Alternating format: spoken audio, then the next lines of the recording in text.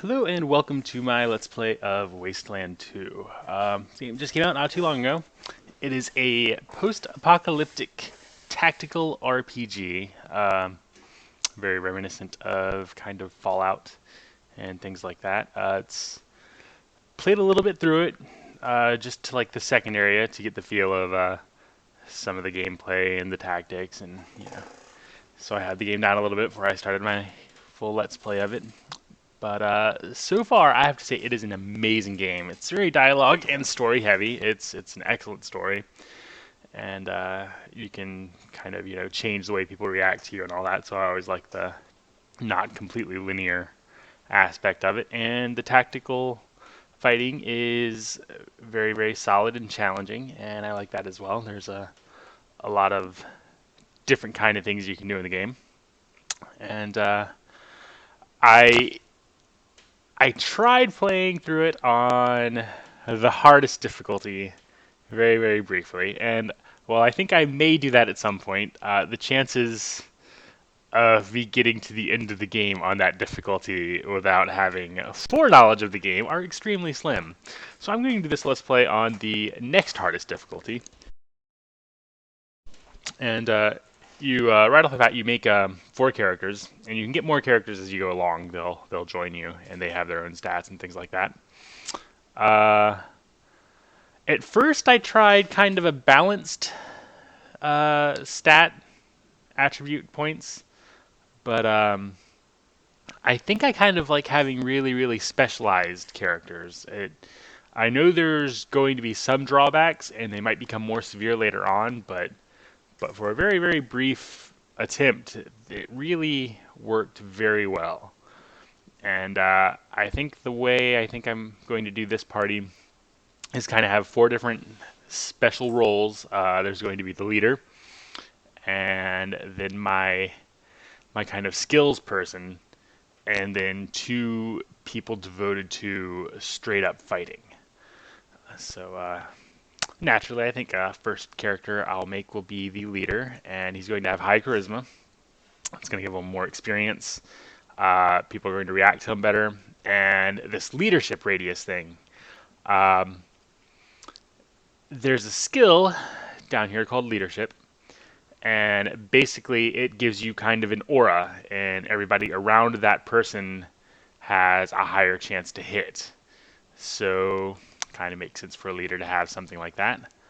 Um, Before just blindly putting points into these stats, you can kind of look at each box and see what that particular box does. Like intelligence, I would not leave it at 3. I would leave it at 2 because 3 gives you nothing. 4 gives you an extra skill point, and 2 gives you an extra action point. So I would not just leave it at 3. I think for my leader, I'm going to go with 4 to get an extra skill point. Uh, Not going to go up 1 in speed because it doesn't give you anything crucial. I think. Yeah, it's tempting to take speed all the way down, but you want to have a little bit of combat speed. Strength is very important because it's your health, so you can't really take that down too much. Coordination, very important, especially for that fourth point, you get an extra action point. Luck, don't think I'm going to have too much to do with luck on any of my characters. It's not bad. It could be a colossal mistake, but I think that's what I'm going to try. Alright, so this looks like a pretty balanced loadout for this character at least. As far as weapons go, I think I'll look at that first. You definitely want to make your party have a variety of weapons. Ammo is not that easy to come by. Maybe on the easier difficulties it is, but I haven't even tried those. I know at one point I actually ran out of 2 kinds of ammo because I went with the heavy weapons, and it just drains the kind of ammo that your assault rifles and things like that use really quickly. So while the heavy weapons, the machine guns, are extremely powerful, it's too ammo intensive. Maybe late game, once you have some money and a lot of ammo stores, you can sink money into buying the ammo, but early game it's very, very difficult to maintain. The one I thought was probably one of the best weapons was the submachine gun, because it uses the same ammo as the handgun, which is really the only ammo that's extremely plentiful in this game. And I've never come close to running out of handgun ammo. And now that I say that, I'll probably end up running out this game, but we'll see. I actually think I'm going to go down to 2 in the submachine gun. I want 2 in leadership. And what else for my leader? Perception, I think, is going to be his other main skill. It's going to let you see things like traps and things that you can interact with that you wouldn't be able to see otherwise. I'll go ahead and put in my name here. Let's just pretend that I'm 22. How about that? Religion. Let's just leave those like they are. I don't want to spark any debates over any other thing. I don't think it has any impact on the game. I'm going to go ahead and be male. I'm not thrilled about the character creation on this game. I mean, it's not terrible, but it's nothing to write home about either. But everything else in the game is pretty epic, so I can forget on that. Oh, those are some pretty cool goggles. I don't like the brown sky. I like green. So you take a little new snapshot of your character, and that's the little icon they run around with. So that looks fine for me. That's my leader. And this is going to be my skills person. So as you see in intelligence, you get skill points per level, skill point per level, skill point per level. So you get all these extra skill points per level. I don't think that's cumulative. I think that just means you get 2 extra skill points per level, and this means you get 3 skill points per level. But I definitely want the 3 skill points per level. It does give you 2 action points, so it is useful. Charisma. The bad thing about losing charisma is it's going to decrease the amount of XP you get, which does hurt. But I think in order to make the intelligence boosting all the way up viable, you're going to have to put some stuff into other people, or into other stats. I don't think strength. I really have a hard time going without any in strength. Coordination, again, luck we can take down. Awareness, I think we can take that down. Maybe put a little more into speed. I think that should be okay. 1 more point. Does anything else give us an action point? I don't think it does. No. Okay. So just gonna be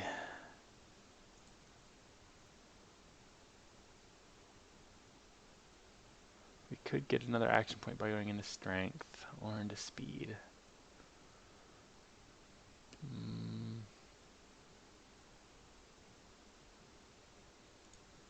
I think we'll go into speed.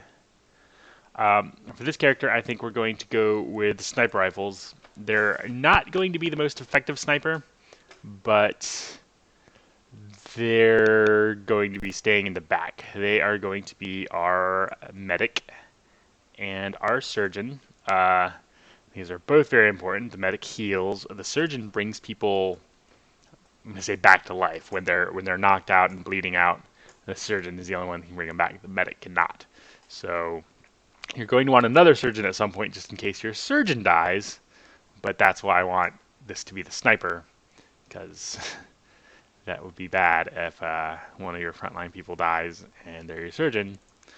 Lockpicking, very important. And demolitions, very important for disarming traps. Lockpicking obviously picks locks. Going to want to have a wide variety of skills on this character. She's going to get a lot more skill points, but she's going to be kind of our environment manipulator here. And I think we'll make this one yellow peep. We'll just have a wide variety of peeps. And don't care about any of that. And I think my my pink peep is going to have just a harem of peeps. So I think we're going to have a bunch of females here. That looks not too bad. Just get rid of that oddly shaped, bulky backpack. That top's a little, top's a little much. There we go. And again, let's change our sky. I guess we can take the green again. Okay. That'll be it for our skills person. And then these next two people are going to be pretty similar. Drop the luck, drop the awareness, drop the intelligence, and drop the charisma. They're going to have maxed out speed and coordination. Coordination's better chance to hit, and speed is the amount of space you can move, and a lot of it gives you action points. So they're going to start out with a high amount of action points.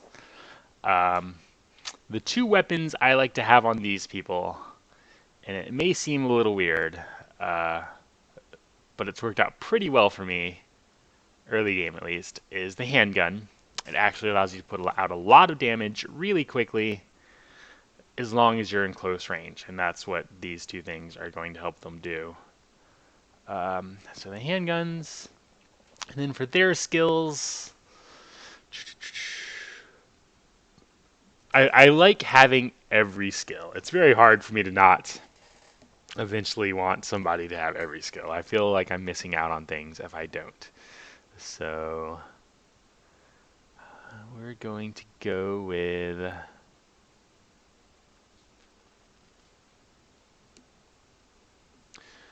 you do get somebody early on who has several of these skills. So they're going to be part of them, like weaponsmithing, hard ass, outdoorsman. She has some of those, so that wouldn't be too bad. Toaster repair is a weird skill that will come into play when you find toasters that need repairing, but you definitely do want some in it. And I think we'll put 1 point in computer science. I know it's a little weird having a 1 point intelligence having computer science, but it doesn't matter. It's just a skill. And let's go ahead.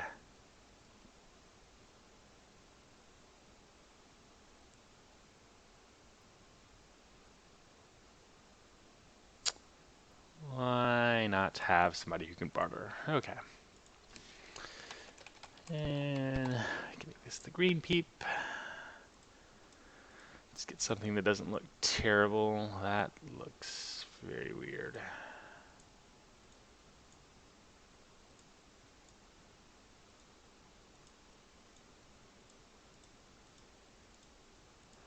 Okay, we're just it's too similar to the other one. Oh, that looks not bad. Again, I hate that pack. It's too much. Okay. She looks like a post-apocalyptic road warrior kind of person. Let's change the sky. And then this character will be very, very similar. And again, I don't know if taking all these stats down and putting them to some will just have drastic consequences later in the game. I don't think it will. And it served me really, really well early on. But we'll see. And energy weapons are also very nice in this game. The ammo's a little scarce for them, but it seems like they kind of make up for it. And I'll probably give this person a melee skill later to make it so they're not draining all the ammo constantly. But we'll see how that goes. What do I not have? Don't think I have somebody with the kiss ass skill.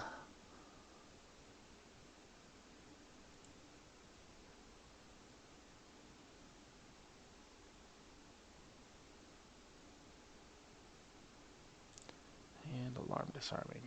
And it gets easier once you get in game and you're allocating skills because you can just hover over something and it'll tell you. Oh, it actually tells you here too. Okay. It says I have one character with level 2 leadership. that, level 1 that. I have a medic. I have lockpicking. I don't have anybody with mechanical repair. Ooh, I don't have anybody with safe cracking yet. That's what I need then. Though,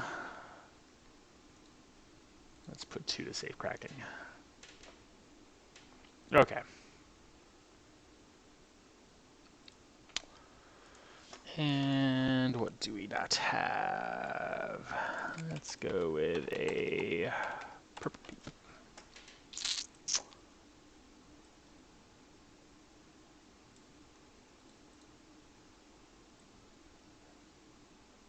And that looks fine to me. Okay. Now let's get this started.